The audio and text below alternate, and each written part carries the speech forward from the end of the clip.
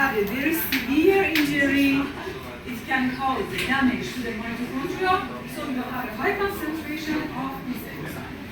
This is a versatile enzyme and zinc-containing enzyme and found in, for example, several tissues, liver, heart muscle, kidney, and skeletal muscle.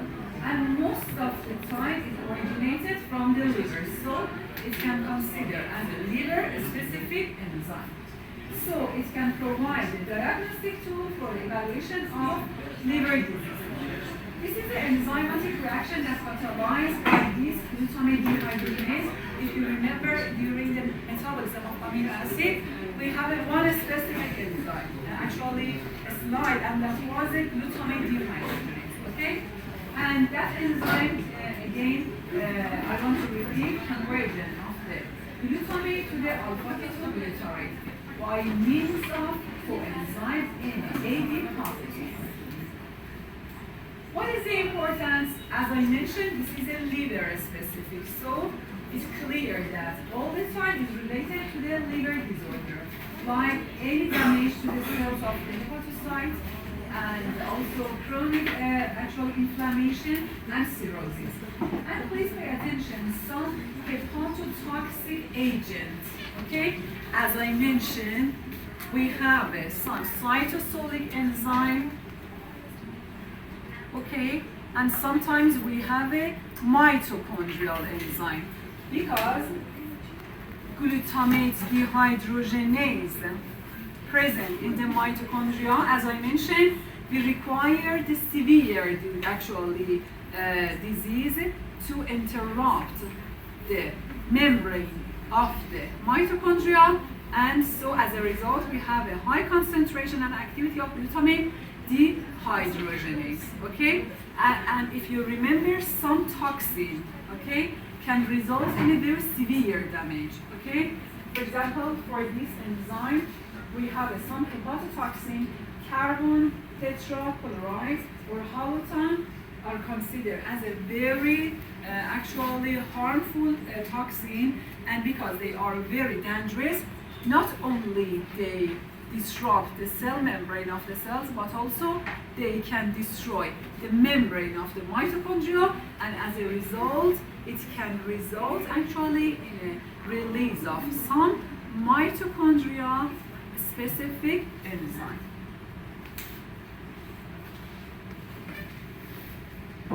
Another liver-specific enzyme is actually alkaline phosphatase.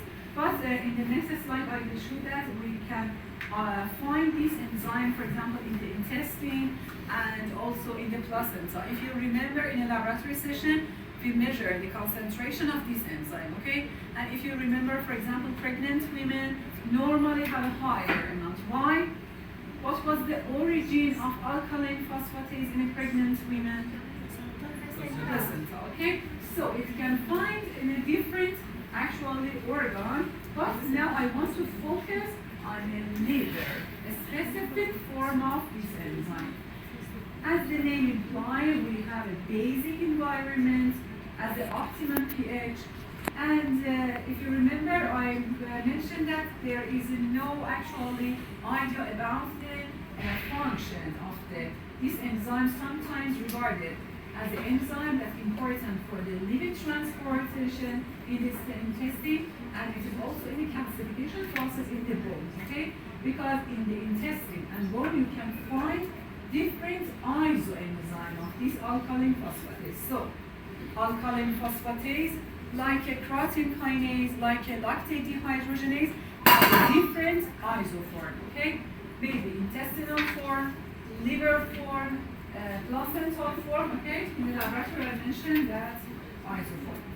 And some actually amounts, some factors can affect the concentration of this enzyme. For example, in the individual and who have it, actually group B or O blood type, or after a fatty meal, we have an alteration in the concentration of this enzyme. And this is a metal enzyme. When we say metal enzyme, it means that they require metal ion, okay? We have some ions as activators, but one enzyme, actually one ion is important. And which of them is important? Zinc. Okay? So zinc considered as a constituent metabolite. But we can inhibit the activity of enzyme, also some actual inhibitors, and these are just for more information. Just zinc is important to memorize. About the tissue distribution, as I mentioned, you can find in the liver, osteoblast, placenta, small intestine, and also proximal tubules in the kidney. And you can, if you remember, we have a different normal range for the men and women, and also we have a different normal range for the different age. Why? Because gender and age can affect the concentration of these enzymes. And you should consider that infants and also pubertal children show a normal higher activity because it's as a result of placenta, and also it is as a result of the normally growing bone. So you should consider the age of your patient. About the clinical significance of alkaline phosphatase is a very proper indicator for the hepatobiliary disease and also for the bone disease, okay? It's actually many kind of bone disease is associated with the increase of osteoblast activity, okay? Because, as you know, we have an osteoblast, osteoclast. For example, osteoclast contain acid phosphatase, osteoblast containing alkaline phosphatase. So it's better to mention that alkaline phosphatase is a marker of bone formation. Why bone formation? Which cell is responsible? Osteoblast. Okay? What is the role of osteoclast? Resorption. So any enzyme that found in the osteoclast considered as a bone resorption. But any marker that found in the osteoblast considered as a bone formation. So we have two different actually concepts. Bone formation, bone resorption. So we should consider the origin of the enzyme. It is the osteoblast or osteoclast. Because both of the actual bone disease and the actual liver disease can consider as a actually target of this enzyme, sometimes we have an increase of this enzyme or alkaline phosphatase in the patient with a primary liver cancer or some metastases of the liver cancer. And again, as you know, during the pregnancy, especially during the third trimester, okay, because the size of the placenta is the largest at the third trimester, so we have a higher concentration in a pregnant woman. In which duration? In the third trimester. What is the origin? Placenta. Exactly. And about the bone disease, sometimes osteoporosis, sometimes we have a normally growing children, and sometimes some bone fraction as a bad car accident. All this situation can result in alteration in alkaline phosphatase. But the second one is a physiologic response, okay? But about osteoporosis and bone fracture, also actually considered as a pathological alteration of the enzyme. About the Paget disease, what happened in a Paget disease? In a simple word. In this situation, we have the uncontrolled osteoclast, okay? In a Paget disease, we have uncontrolled activity, and so we have a bone resorption, okay? And we have a bone destruction. So if our body wants to compensate this disorder, as a response, our body increases the activity of osteoblasts. So Paget disease at first starts with the high activity of osteoclasts, and for compensate this disorder, our body increases the activity of osteoblasts. So as a result, in a Paget disease, we have a high concentration of osteoblast-specific enzyme, okay? Like alkaline phosphatase. And sometimes in a vitamin D deficiency, hyperparathyroidism.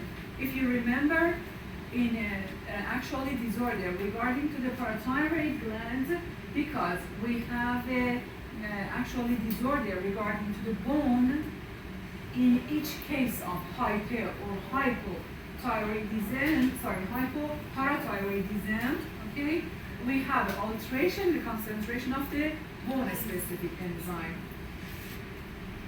And some cancer of the bone and sometimes some metastases to the bone as a result of the prostate cancer can result in a high concentration of alkaline phosphatase.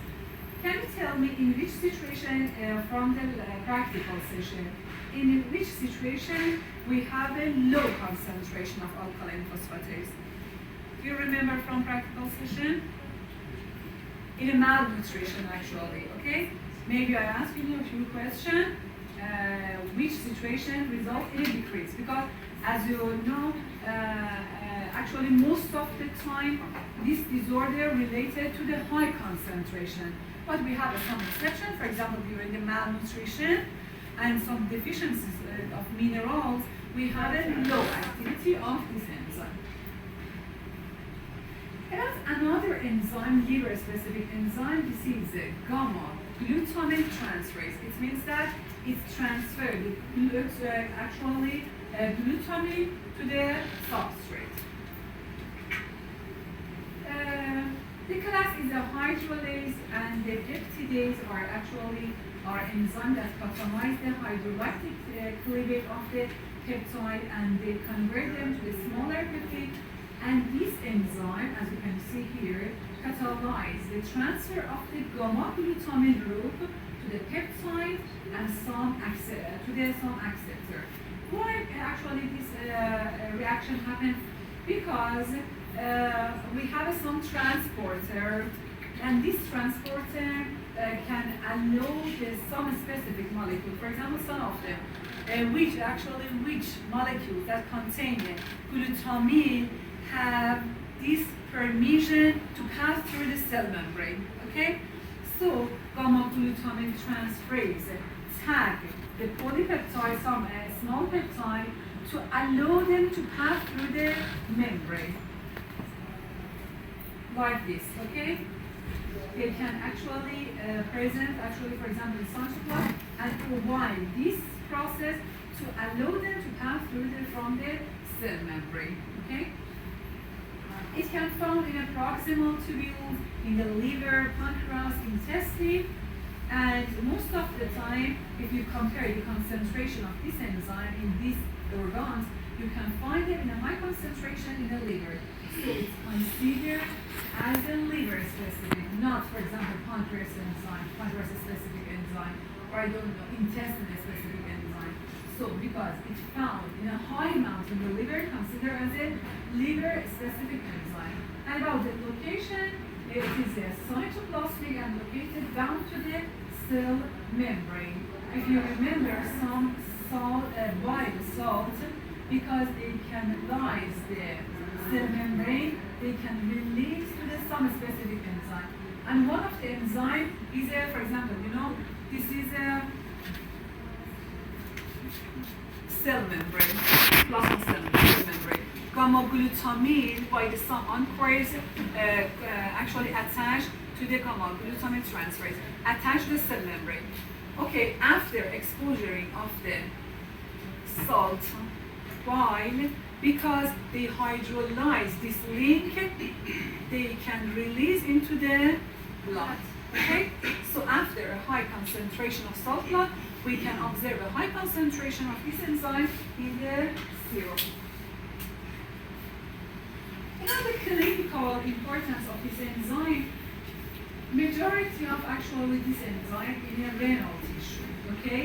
But we consider it as a liver-specific enzyme because most of them originated from liver, okay? And as I mentioned, because of the effect of the biliary system and effect of this biliary system to the enzyme. Actually, we can assess the hepatobinary disorder. Maybe we have some obstruction in the biliary gland and some liver disease. I don't know, alcoholic, primary and secondary neoplastic, and some infection can affect the concentration of this enzyme. And some drugs, like anticonvulsant drug, can affect and can increase the concentration of this enzyme. About pancreatic enzyme, the first of all is the amylase. This is a metal enzyme, and which metal is required for this enzyme? Calcium. Okay? Catalyze the hydrolysis of some glycosidic linkage, like for example glycosidic linkage in amylose, and for example glycogen. And we require some ions for full activity. This require ions is just for more information. You should know that the calcium is an important ion for this metallo enzyme, and the function is a hydrolysis of glycosidic linkage. This enzyme, as I mentioned, is very small enough to pass through from the glomerulus. Okay? If you remember, in a very previous slide, I mentioned that sometimes at the renal failure, we have alteration in some enzyme. One of them was amylase, because amylase is the only, this point is very important, amylase is the only enzyme that's normally found in the urine. Okay? So, if you have actually alteration in the amylase activity, it may be related to some kidney disorder. About the tissue distribution, actually, as I mentioned, this is a pancreas-specific enzyme, but we have another kind of this enzyme, and this is the S enzyme. S actually is the first letter of the saliva. Okay? When you digest the starch, the first step of digestion of the starch actually starts inside the mouth. Okay? Why? Because we have one specific enzyme that's secreted from the salivary gland. And the name of enzyme is the S type of amylase. Okay? But we have another specific of amylase, this is the P type, as the name. The first letter is related to the pancreas. We have actually wide distribution, but there is no concentration. Most of them are originated from the pancreas. But in addition to pancreas, you can find them, for example, in a semen, in the ovary, in the lungs, and other actually liquids and other parts of the bodies. What is the clinical importance? If you have an increase in a P type, is related to the disorder of the pancreas or biliary tract disease, such as cholecystitis, all the time I cannot, okay? Pronounce this, okay? Inflammation of the gallbladder, okay? For example, in Farsi, we have some words, the combination of lere, okay? You cannot pronounce, okay? And this is one of the examples that I cannot even pronounce it. Okay, inflammation of the gallbladder. And what about the S type, as the name implies, because it's originated from the saliva? Whenever you have a problem in the actually saliva secretion, so the concentration is altered. Especially we have some inflammation. You know, a few days ago I referred to the hospital for a checkup my father, and actually there was a patient in there, and she had an inflammation in the salivary, okay, gland, and that was very attractive for me. And you know, it's actually she were very supposed to have a cancer regarding to the salivary. And when I asked her what is the reason for this alteration of the S-type amylase, and it can result in a large size of the salivary gland, she said that lack of water intake and lack of exercise. Okay? So, please consider that. You should consider water is really vital for many functions. You can prevent, actually, to many disease, the occurrence of many disease, very simply, only by drinking water. Okay? So that was very surprising for me, the effect of water. Okay? Another enzyme is a lipase that is specific for the pancreas, and lipase, as the name implies, can digest the lipid. And this enzyme is specific for triacylglycerol, and also it's, as I mentioned, can found about 5,000, okay, fold greater than other tissue in the pancreas. So it is a very, very specific enzyme. For example, you have inflammation of pancreas. If you want to evaluate them, you can choose a lipase. Why? Because it's found frequently in the actually pancreas. And for the full function, it needs to be colipase and also bile salt.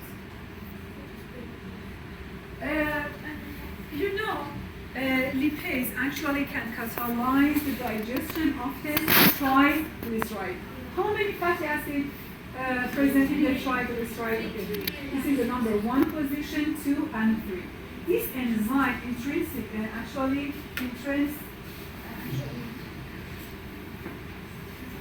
intrinsically just lies the first position and the third position. Okay? So, as a function of lipase, just the first position amino fatty acid is removed, and also the third position. So we have a mono. This is a mono because we have only one fatty acid, monoacylglycerol. Okay? This is a function, a simple word. This is a function of the actually lipase. And as I mentioned, because it is very, very specific and found in a high concentration in the pancreas, it is very, actually highly recommended for the diagnosis of acute inflammation of the pancreas. And now the trypsin, another specific enzyme, and known as a serine protease. What does it mean, serine protease? It means that in the active site, we have a different kind of serine proteases. When we say that these enzymes are serpine, okay, sometimes in some references, actually named as a serpine. It means that all of the enzymes that belong to the serpine family or serine protease family have a one sensitive serine at the active site. Okay?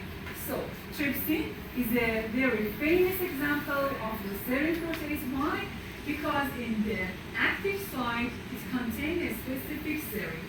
If you actually inactive this amino acid, your enzyme completely became inactive. It can degrade the dietary protein, but at a specific site. This site is very important. Maybe I ask you, what is the site of degradation of the trypsin? You should know that.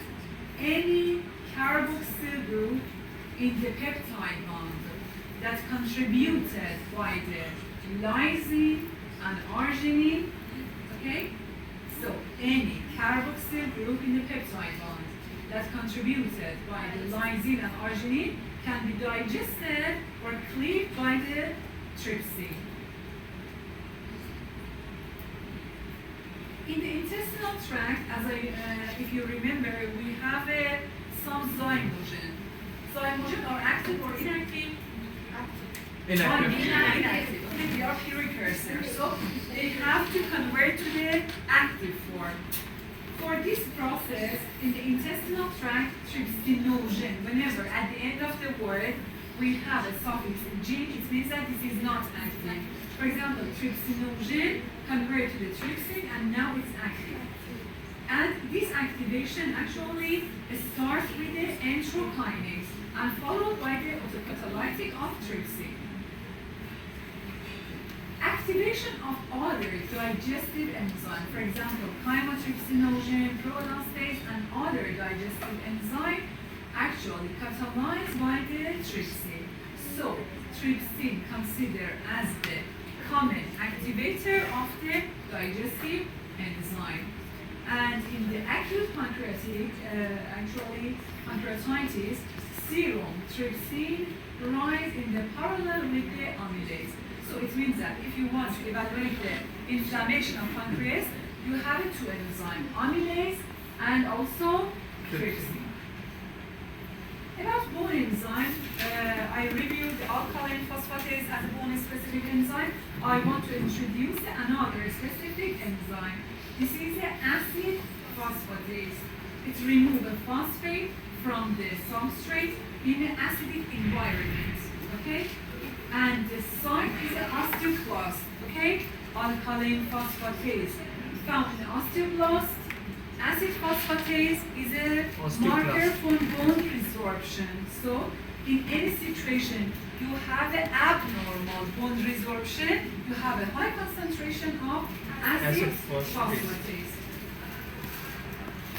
So, even a slight and moderate increase is related to the Paget disease, and because you have a bone disorder in a hyperthyroidism, and also in malignancies by some cancer that they invade the bone, in all this situation, you have a high concentration of acid phosphatase. About other enzymes, this is the lactate dehydrogenase. It catalyzes the conversion of the lactate to the pyruvate. But in a normal and physiological pH, the conversion of pyruvate to the lactate is favored. About the tissue distribution, at the beginning of my speech, I start with the lactate dehydrogenase. Okay, for example, we have a different, isoenzyme from 1, 2, 3, 4, 5. Please tell me which of these isoenzyme is the most anodal? H5. This is anode and cathode. Which of them is the most anodal? H1. 1. Because the most anodal received this number. Okay? So this is a lactate dehydrogenase 1, according to the electrophoretic mobility. About the combination, if you remember, this is a tetramer. Okay? We have two different chains. One of them is H, represents the heart, and also we have the M, so for the muscle. For example, if you pay attention to the H4, it can frequently found in the muscle of the heart, myocardium. And for example, M4 frequently found in a skeletal muscle. But according to this tissue distribution, you can evaluate, for example, because lactate dehydrogenase 1 found frequently in the heart and RBC.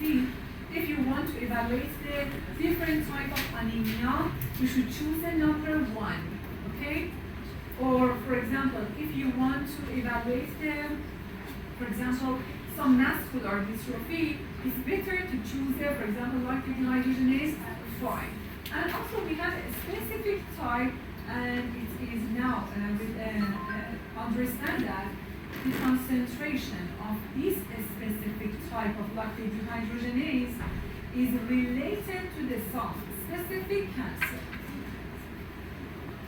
And about the clinical significance, because it contains wide distribution, it can maybe alter in a very wide situation. So it's better to measure beside the other factors, okay? For example, I don't know, in MI, hepatitis, and hemolysis, and disorder of kidney, this marker would be suitable.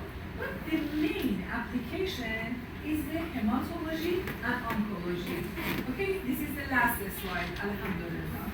Okay, I want to mention the importance of this enzyme, especially in the hematology. Why? For example, in the case of deficiency of B12 vitamin or B9 vitamin, because it can result in some damage to the precursor of erythrocytes because we have some sinusoidal canal, okay? And the immature RBC pass through from them, okay? When we have a deficiency of this vitamin, after actually passage from this canal, this precursor became lysis, okay? These are very susceptible to the breakdown, the cell membrane, okay? And we have, in this case, we have ineffective production of RBC or erythropoiesis, and it can result in a hemolytic anemia or megaloblastic anemia. And if you want to evaluate the presence of these two different anemia, you can measure the two specific lactate dehydrogenase, number 1 and number 2, because during this situation, acid folic deficiency, B12 deficiency, megaloblastic anemia, and hemolytic anemia, the concentration of these two specific enzymes is higher than normal range. And this is a review of the actual important enzyme, tissue distribution, and clinical application. And as a reference, actually, I use the Henry. This is a very actually specialized book, and also this is actually another book. And both of them are very actually hard, and you are not supposed to actually refer to this. If you want to get more information, you can refer. But just the content of the slide is again more than enough. Okay, more.